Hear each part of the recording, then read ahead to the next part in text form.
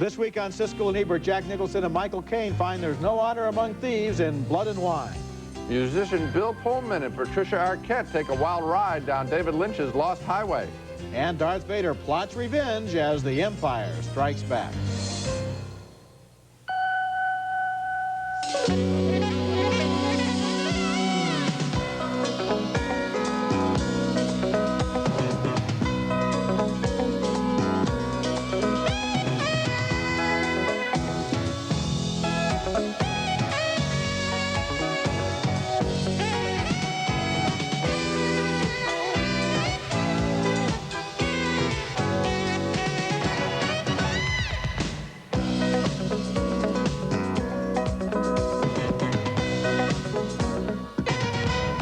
Set 271. What are you doing? You're not actually going into an asteroid field. They'd be crazy to follow us, wouldn't they? Once again, the Millennium Falcon is pursued by the evil Imperial fleet in The Empire Strikes Back, the second installment of the restored Star Wars trilogy, and one of 5 movies we'll be reviewing this week on Siskel and Ebert. I'm Gene Siskel of the Chicago Tribune. And I'm Roger Ebert of the Chicago Sun-Times. Our first movie this week is The Empire Strikes Back. And this is the best of the 3 Star Wars films, the most mysterious, the most somber, the one where the story takes a dip from cheerful space opera down into the depths of its buried mythology. The look of the movie is richer than in the first film, maybe, or probably obviously, because this time they were making the sequel to the biggest box office hit of all time, and so they didn't have to worry as much about the cost of the special effects. Look at the famous presence of these elephant-like Imperial walkers, which are surely the most impractical weapons of war ever created. Cable out. Let her go. Detach cable. Cable detached.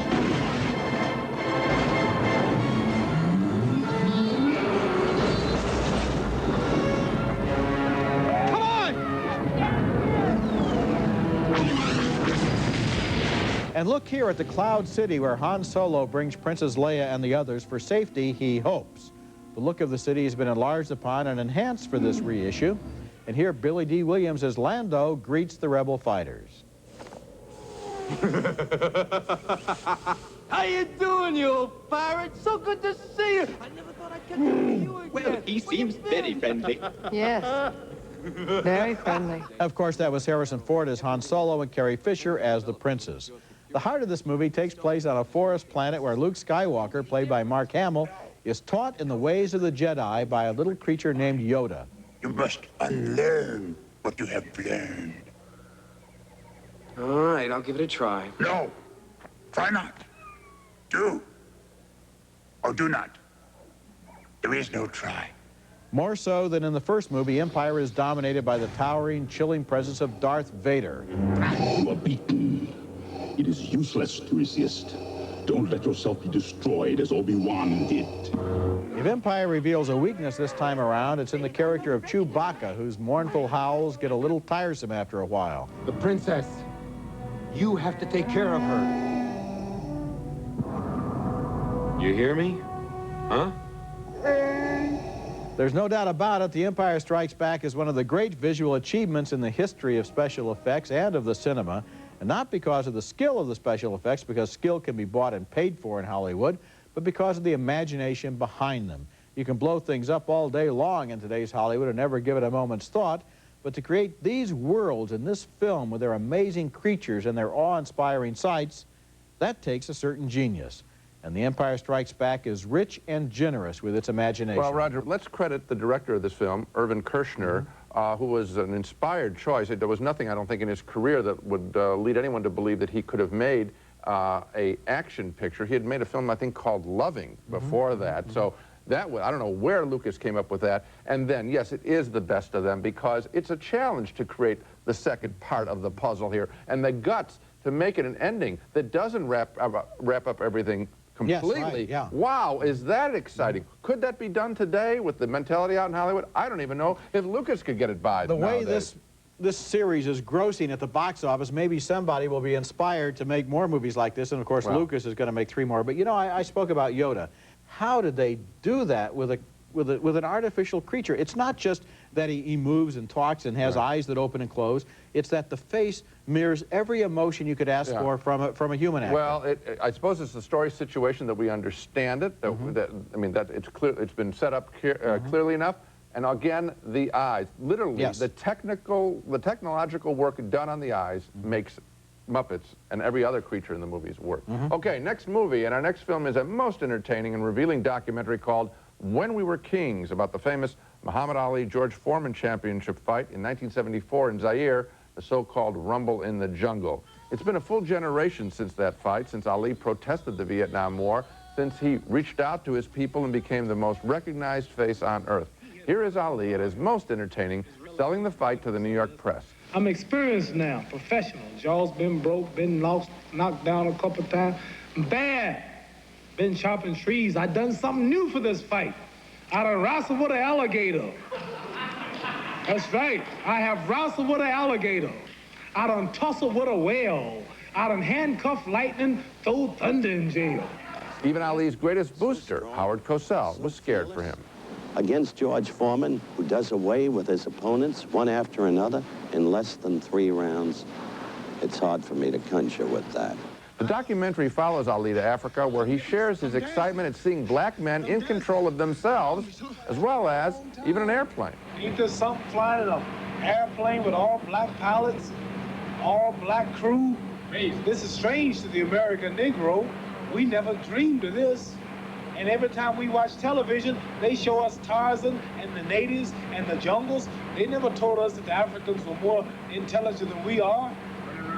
They speak English, French, and African. Before the fight, a concert that includes James Brown. The rights to the music and other material held up this film's release for more than 2 decades.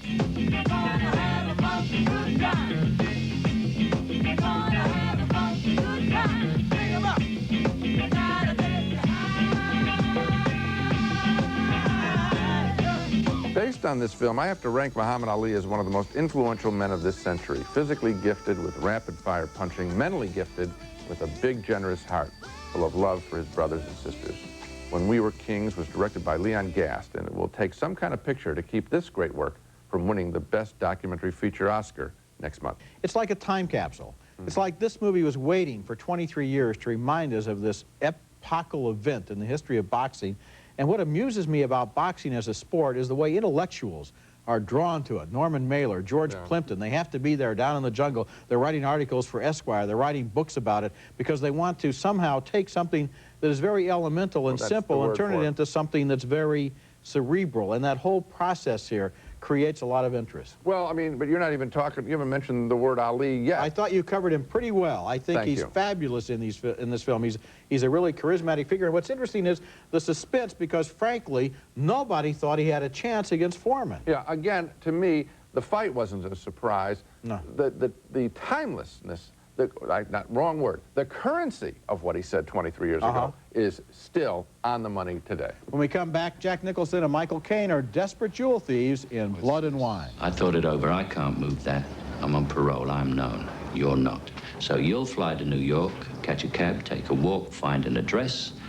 Pas de problème, as they say in Bordeaux. All right, you've got my Discover card statement. Well, I write, but a lot of people don't realize I make wonderful pictures, too. And what I do is I paint on acetate with India ink. I went into Barnes & Noble one time and bought 3 books I myself had written.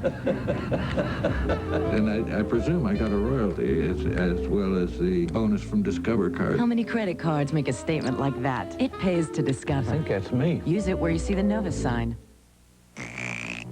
Go ahead, Snoopy. Dive in. Indulge. You've earned it. Eat as many crunchy milk-bone biscuits as you want. They're all yours. Devour. Think of how clean your teeth will feel. How you crave them. Charlie Brown, what's that stupid beagle dreaming about? I have no idea. Milk-Bone. Give your dog something to smile about. When I needed new eyeglasses, I went to America's Best. I really like their no-nonsense approach. At America's Best, I got a doctor's eye exam and 2 pair of eyeglasses with lenses, all for $49.99. I even had the option of getting contact lenses for the same great price of $49.99. A doctor's eye exam, 2 pair of eyeglasses, or contact lenses for $49.99? Look around. You'll see nobody has a better deal. America's Best. Call now.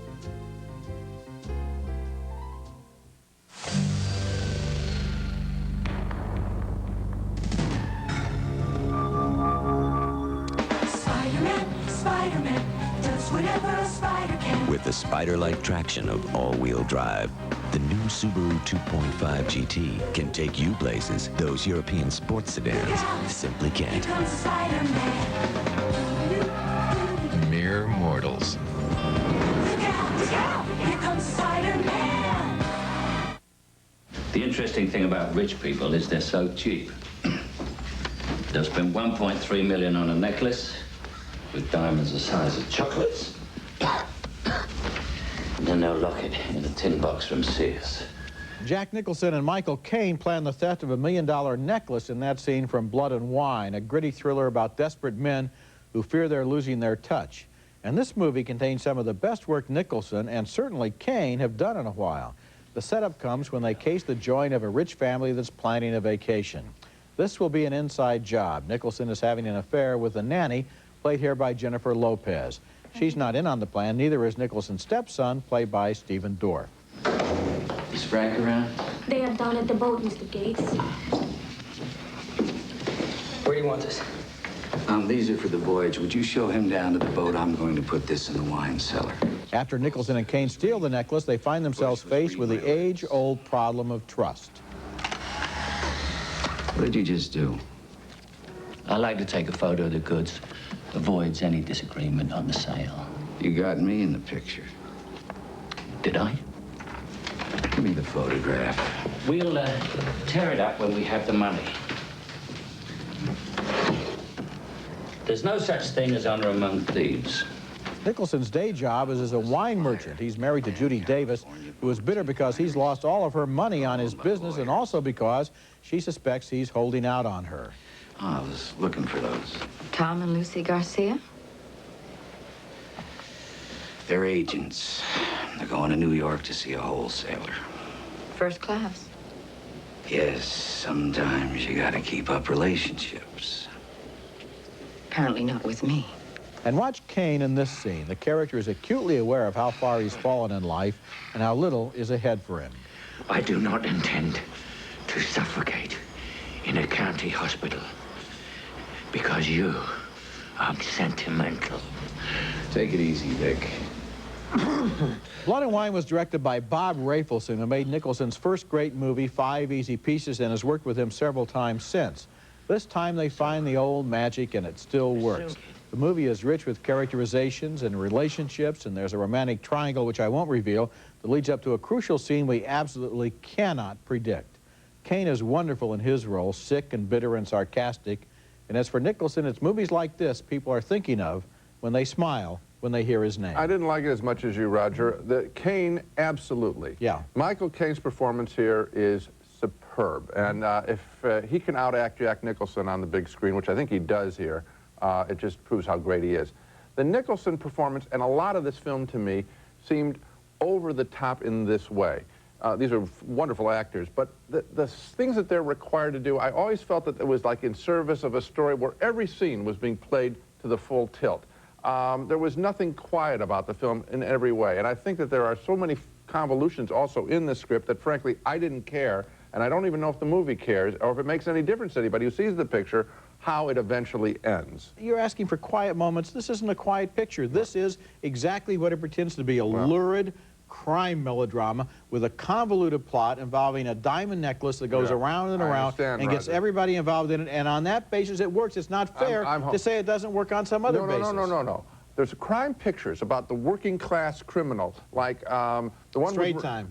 Straight Time, and also... It's not that either. Second. This is what it is. And also The Friends of Eddie Coyle with Robert Mitchum. This isn't that either. This is way over the top, except, I think, for Michael Caine's performance. Let it be over the top. That's what it wants to be. Coming up next, a mysterious case of murder and sex and changing identities. David Lynch's Lost Highway.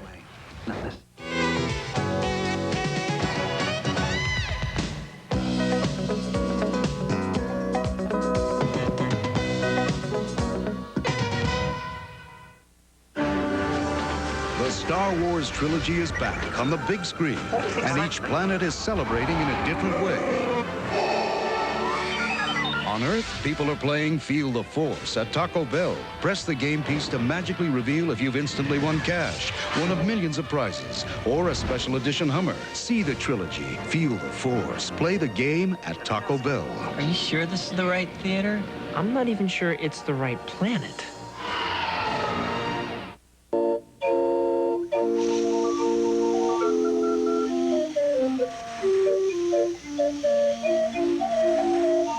Do you ever get the idea that some airfares can be a bit inflated these days?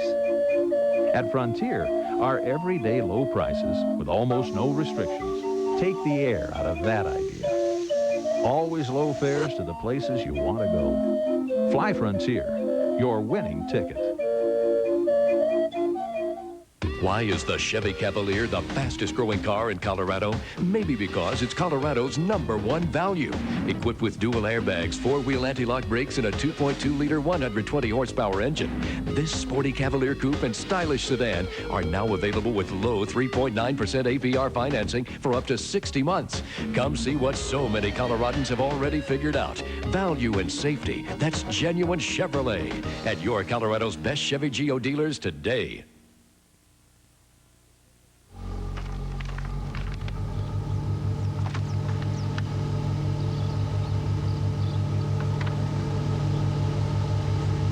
Patricia Arquette receives an envelope at her doorstep and thus begins the wild, confusing, moody, terribly violent, and I found rather meaningless David Lynch film called Lost Highway. As a critic, I'm all for seeing something I haven't seen before, and Lost Highway has that quality, but it also is a film that makes very little sense, to me at least, and so its violence pops out and seems empty-headed.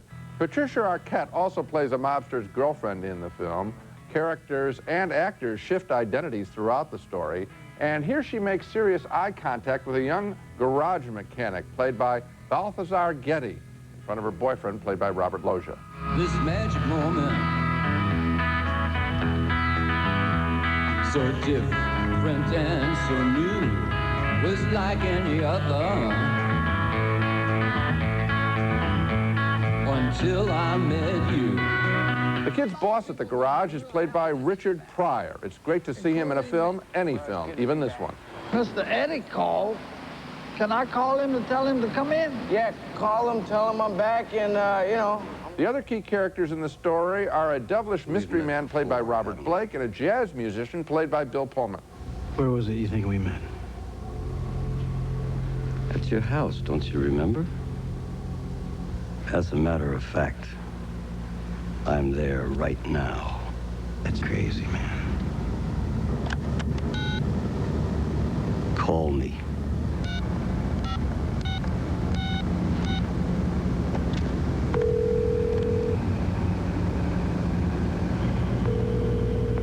I told you I was here. The story, I suppose, is a metaphor for these times in which people don't know who they are and are affected mostly by violence. That's the only interpretation I can come up with. David Lynch is a most creative filmmaker, has a fine visual sense, employs great musical scores, but I don't think Lost Highway adds up to much, and therefore its considerable violence really turned me off. Boy, I feel just about the same way. You know, every time I see a David Lynch picture, I think to myself, this guy is so gifted that if he would only just break down and make a movie instead of being so clever all the time and trying to outsmart himself with basically what are sophomoric little plot devices, you know, stuff that it would be very hard to make this convincing. It doesn't pay off, it doesn't have a purpose, it seems contrived, it seems frustrating, and not to an end. No, it just lays there, and again, I don't know if anybody could make heads or tails of this material. When we come back, Margaret's Museum with Helena Bonham Carter learning about love and fate. Stay away from me! Hey, 2 Cadbury bunnies, 2 Cadbury eggs, classic cream and creamy caramel. No bunny knows Easter better than Cadbury's. The ultimate in movies and entertainment awaits you. It's unlike anything you've ever experienced. And it's only only on the 18-inch digital satellite system. Let's play. This is U.S. satellite broadcasting. You can see everything from here. Not even Rembrandt can whiten better than Aquafresh Whitening. What's so special about Aquafresh Whitening? A patented tri-clean formula safely breaks up stains to help get your teeth their whitest. So why am I paying twice as much for Rembrandt? Try Aquafresh Whitening instead. Our next movie is one of a kind, a love story set in a mining town in the Canadian province of Nova Scotia late in the 1940s. Helena Bonham Carter stars in a wonderful performance that's far from her past roles, playing a young cleaning woman whose father and brother have died down in the coal mines. One day, a stranger walks into the local restaurant and wins her heart, although not quite immediately. Your name's Margaret McNeil, and you've never seen pipes. Well, maybe I haven't, but I sure as hell haven't missed them. So get out of here. I will not. Neil is played there by Clive Russell. Margaret's mother is played by Kate Nelligan in a brilliant, bitter performance. Having lost half her family down in the mines, she sees marriage and children as still more ways that life can break your heart. You think I don't know why you go to those funerals? You're like an old black buzzard, waiting for widows to die so you can get your money. You're right. We feed off each other like buzzards. Margaret doesn't want her husband going down in the mines, and so he works at odd jobs at first rather than becoming a miner. Even when they're in a rowboat at sea, Margaret can sense when they're over one of the feared mine shafts. Row, Neil. Row. If we stay any longer, they'll pull me under and keep me there. The movie is a love story with a tragedy buried inside, a combination of sunniness and sadness, very well acted and directed. It's a real discovery. I enjoyed it too. You know, we have seen the story of miners and their plight and the abuse of them portrayed in countless films, most of them documentaries or obvious political statements. This one, I think, is as powerful. Yes. But by almost leaving it aside and having it always just be on the edges and influencing all the behavior while people are trying to get on with their lives. And the fatalism involved of the people that will go down is stunning because it isn't commented upon. It's, you know, a guy's going down there to do his work, and yes, he knows he's probably going to die, and he goes down there and he doesn't comment on it, and that's shocking. The one guy who survives the mine explosion, and he's in the hospital saying, you know, I miss it. I can't wait to go back down again. It's a special film, and look for it because it isn't going to be advertised a lot on television, for example. Coming up next, our video pick of the week, and in the revolutionary spirit of Muhammad Ali, I'm going to recommend a groundbreaking independent black power film from the early 70s. Hi, Janie. Look what your favorite uncle has for you. Your very first card. See? Here you go.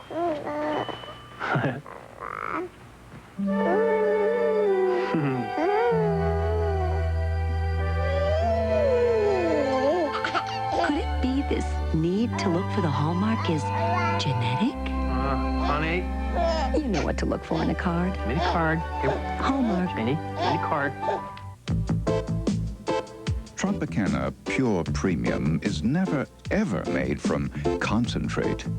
But a lot of brands are. You don't want that, do you, kids? See how kids dig it when you tell them the facts? Tropicana Pure Premium. Perfect.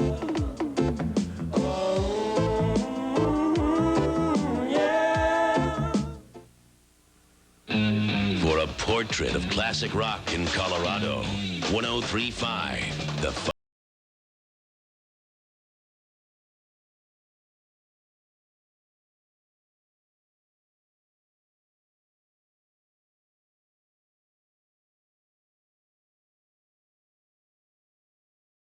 As Van Gogh would say, lend us your ear. Classic rock, 1035, The Fox. Colorado has the best team in the NHL, and each week 7 News has the Stanley Cup coach for Avalanche Alert with Mark Crawford. Sundays, join Tony Zarella and Coach Crawford. No one gets you closer to the action or behind the bench like 7 Sports. Find out what the players are really like when they're off the ice.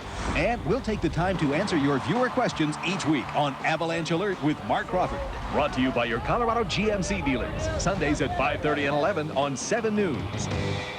Siskel and Ebert's Video Pick of the Week is brought to you by Raisinets. At the movies or anytime, Raisinets. In 1971, I went to the Oriental Theater in downtown Chicago and saw a movie that audibly stunned its mostly black audience. It was Melvin Van Peebles' Sweet Sweetback's badass song, the story of a man who gains revenge on the police who abused him and lives to get away with it. Reared by a prostitute, the adult Sweetback snaps when he's forced to witness racist police brutality. The adult Sweetback is played by writer-director Melvin Van Peebles.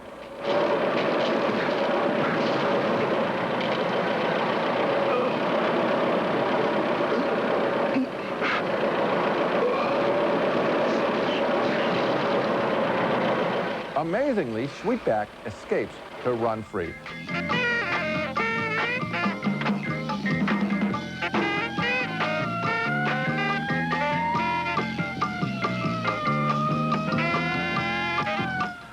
Sweetback's badass song is being honored in a new Laserdisc version released by the prestigious Criterion Collection, featuring a parallel narrative soundtrack with director and star Van Peebles talking about the creation of his movie.